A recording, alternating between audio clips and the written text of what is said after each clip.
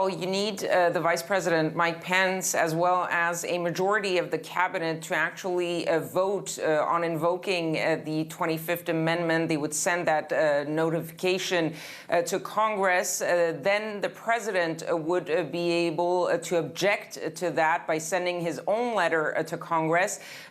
At which point the vice president and the majority of the cabinet would have 4 days in order to send yet another letter to Congress to again invoke the 25th Amendment, at which point the Congress would have to vote. There you would need a supermajority, 2/3 of the House and of the Senate to vote to revoke and remove the president from office, at which point Mike Pence would be assuming the role of president. That said, there have been some rumors that some members of the cabinet have discussed the possibility of invoking the 25th Amendment, that even they discussed it with the vice president, but it seems that right now the vice president doesn't seem to be wanting to cross that line, that he does keep the door open, but he's not willing to invoke the 25th Amendment just yet.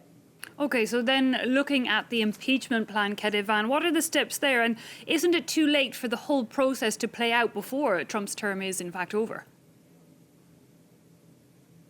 Well, as Nancy Pelosi, the Speaker of the House, said, she is giving Vice President Mike Pence a chance to invoke the 25th Amendment. If that doesn't happen, then she will put that article of impeachment, incitement to insurrection, to the vote of the House, likely something that would happen in the middle of the week, probably Wednesday or Thursday. And because the House is controlled by the Democrats, it is very likely to pass, which means that Donald Trump will very likely become the first U.S. president to be impeached twice.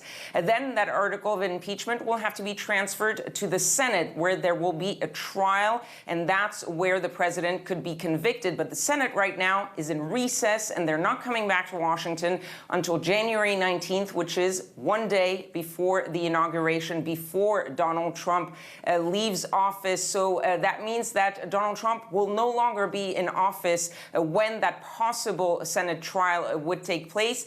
That doesn't mean that this trial is useless, because if that trial happens after he leaves office, and if President Trump is convicted in that Senate trial, that would prevent him from ever running for office again.